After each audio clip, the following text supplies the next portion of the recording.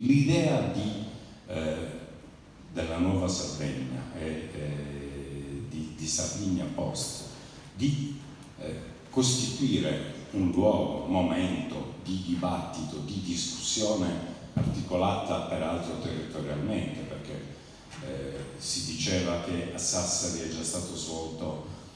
un tema che è quello del capitale umano, della formazione, della risorsa fondamentale che serve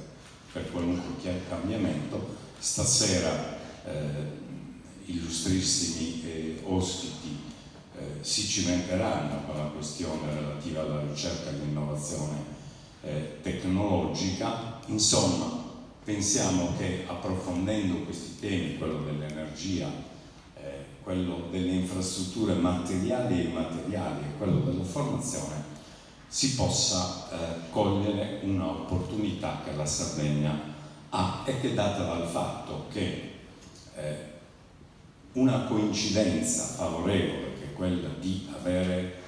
molti fondi che derivano dal PNRR e molti fondi anche sui fondi di coesione della Unione Europea, consente di avere di fronte, in un arco temporale limitato di 5-6 anni, una quantità di risorse che la Sardegna non ha mai visto, non ha mai avuto e che però devono essere messi a buon frutto.